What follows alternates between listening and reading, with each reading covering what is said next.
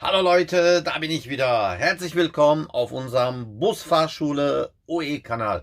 Ihr wisst doch, letzte Woche habe ich ein Video rausgebracht, Zwei-Mann-Besetzung, ja. Da habt ihr schon ein bisschen gesehen, dass das wichtig ist, wenn man so längere Strecken am nächsten Tag noch was unternehmen möchte. Und dafür ist so Zwei-Mann-Besetzung natürlich gut. In diesem Beitrag allerdings geht es jetzt um die Fahrt. Ich habe mal so ein paar Szenen aufgenommen, wie wir am Fahren sind. Der andere Kollege, der wollte nicht aufgenommen werden, also dass man sein Gesicht sieht. Deswegen habe ich ihm so ein bisschen einen Kürbis auf den Kopf gesetzt und ein bisschen rausgeschnitten und so. Ich wollte euch nur damit zeigen, dass ihr auch mal mit dem schönen Dashcam, den ich ja bekommen habe hier von Viofo A139, dass der auch schöne Aufnahmen macht. Und wenn ihr irgendwann mal YouTube machen wollt oder als Dashcam überhaupt benutzen wollt, könnt ihr euch den mal anschauen. Auf dem Hauptkanal habe ich den vorgestellt. Und die Aufnahmen, die jetzt gleich kommen, sind auch mit dieser Kamera alles gemacht worden. So, wenn euch das interessiert, dann bleibt dran. Ich wünsche euch viel Spaß damit. Es gibt viel Grün und viele Berge zu sehen in Österreich. Bis gleich.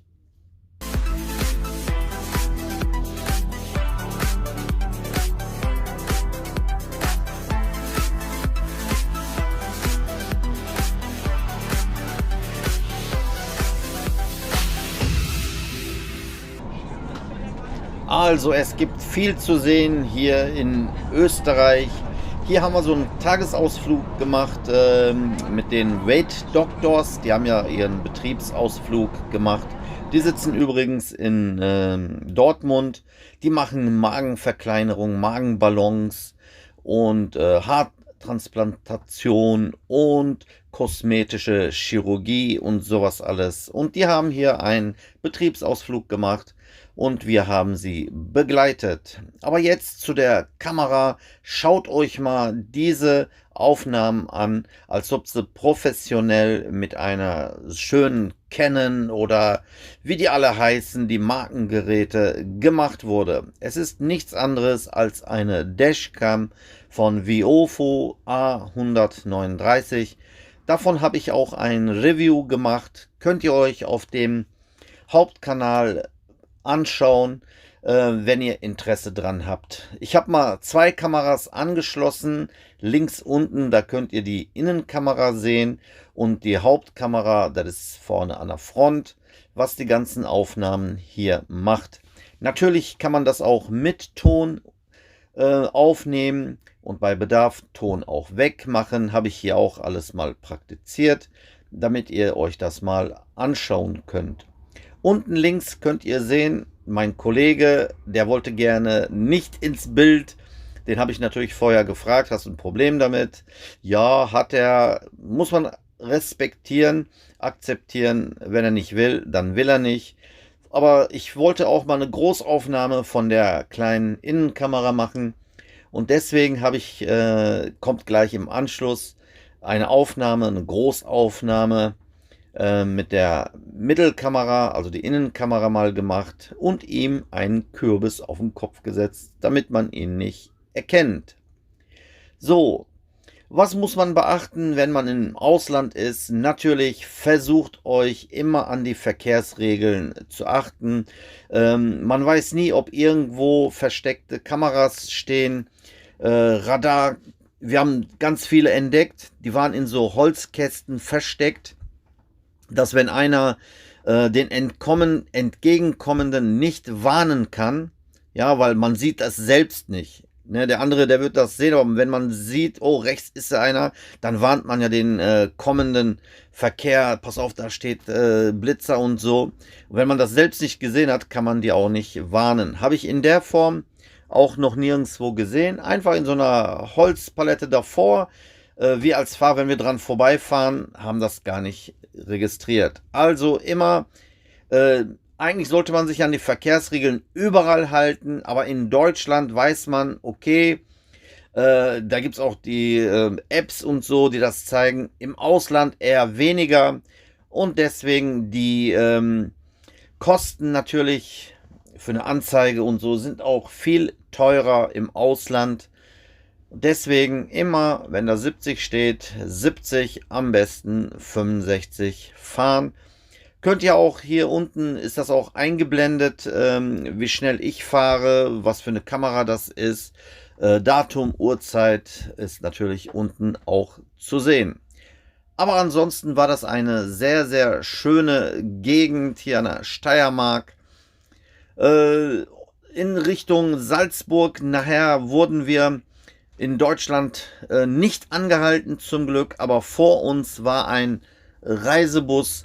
Die mussten alle raus. Ich habe das gesehen, die haben alle ihre Impfausweise, Impfbescheinigungen, alle so in der Hand gehabt. Die haben tatsächlich da noch kontrolliert. So, ich lasse euch jetzt mal alleine hier mit der schönen Gegend. Bei Bedarf melde ich mich dann nochmal zu Wort, wenn was zu erzählen gibt.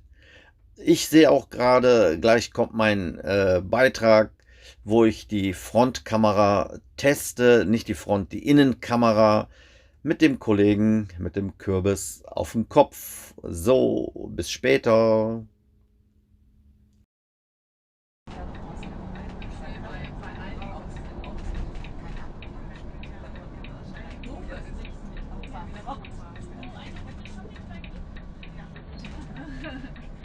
Ja, wir brauchen noch eine Badehose. Genau, Badehose. Letzte Chance. 20 Euro aus. Eine Menge. Ja. Shopping Queen machen. Okay, Penny könnt ihr euren Kaugummibestand auch. oh ja. Oh, das ist eine gute Idee.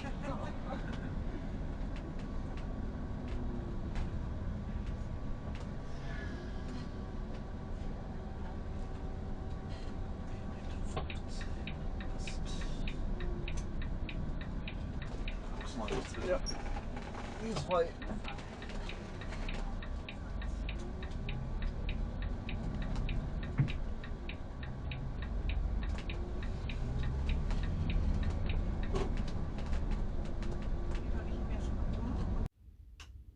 Die hatten da eine Rafting-Tour gebucht, haben sie gemacht.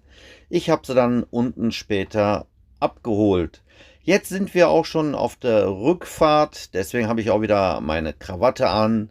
Ja, ich mache das immer so, wenn wir unterwegs Ausflüge und so machen, dann immer weißes Hemd auf jeden Fall, aber dann Krawatte nicht unbedingt. Aber wenn wir die Hinreise und zurück und so, dann natürlich so, wie es sich für einen Buschauffeur gehört, richtig mit weißem Hemd und Krawatte und so.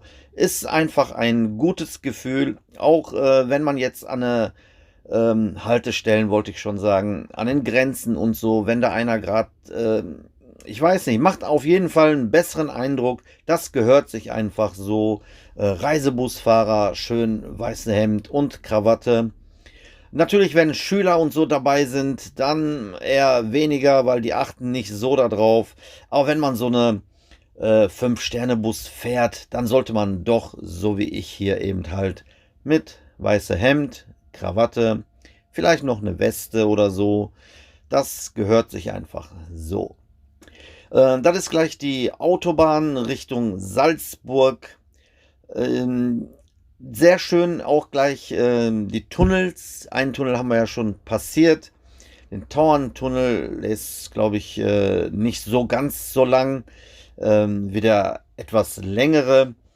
Aber es ist wirklich sehr, sehr schön anzuschauen, wenn man sich den Himmel da anschaut. Richtig schön blau.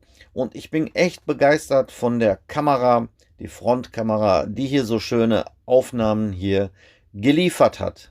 Wirklich sehr schön. Die werde ich natürlich auch in meinen Videos hier benutzen.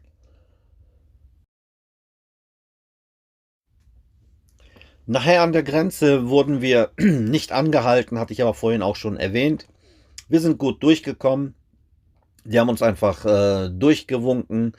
Auf der Hinfahrt, die Österreicher, da war gar keiner an den Grenzen. Wir durften da so rein. In Österreich war auch mit den ganzen Masken und so nicht unbedingt so erforderlich. Die haben da gar nicht kontrolliert. Wir durften in den Hotel ohne Masken laufen. Viel entspannter als in Deutschland. So, ich habe gleich noch ein paar schöne Aufnahmen oben von der Paraflying oder wie sich das schimpft, wo die da runtergesprungen sind. Spektakulär. Wir durften oder hätten auch mit runterfliegen, runtersegeln dürfen und können, aber aus versicherungstechnischen Gründen haben wir abgelehnt. Stellt euch mal vor, es passiert etwas bei der Landung oder so, man bricht sich da was. Wer soll den Bus dann wieder zurückfahren? Da wäre dann so viel unnötig. Deswegen haben wir auf unseren Spaß verzichtet, damit wir die Leute wieder heil und gesund mit dem Bus wieder nach Dortmund bekommen, was uns auch gut gelungen ist. Von dieser Fahrt sind eben halt noch solche Bilder hängen geblieben. Schaut euch das mal an. In 1890 Metern Höhe war das hier in Werfenweng. Das war eine Station, da konnte man mit dem ganzen Gepäck da hoch und dann einfach runtersegeln und das gleiche immer wieder hoch und runter. Wirklich interessant. Aber schaut euch mal hier diese Kulisse mal von oben an. Bilder lügen nicht, sagt man zwar, aber wenn man echt vor Ort ist, sieht das alles noch interessanter aus, als was man jetzt hier im Bild sehen kann. Und die haben sich dann hier einfach so runtergetraut, ja, abgewartet, bis eine schöne Windböe kommt und dann ging es runter. Unsere Gruppe, die jetzt gerade im Bild zu sehen ist, mit einem Tandem, das heißt der Pilot hinten und auf geht's. Dann lässt man sich hier einfach mal runter segeln. So, das war's, Leute. So Leute, ich hoffe, das hat euch Spaß gemacht. Wenn ihr dieses Video seht, dann bin ich irgendwo in Memmingen unterwegs. Deswegen habe ich das alles schon mal vorgedreht. Es ist nicht einfach, 3, 4 Kanäle, immer sonntags 3 Videos auf 3 Kanälen hochzuladen. Da braucht man echt ein bisschen Zeit. Und jetzt habe ich mal dieses Video rausgebracht für Leute, die sich interessieren, mal nach Österreich zu kommen oder eben halt mit der Kamera, was ich hier mit der Dashcam, was man damit noch alles so machen kann. In diesem Sinne, bleibt weiterhin gesund, das Abonnieren nicht vergessen, auch die anderen Kanäle und insbesondere, wenn ihr ein bisschen füllig seid und ihr wollt ein bisschen abnehmen, den Kochkanal, den ketogene Ernährungskochkanal nicht vernachlässigen, den auch bitte abonnieren oder zumindest ein paar Videos anschauen. So, in diesem Sinne, bleibt gesund, weiterhin euer Mehmet Oid.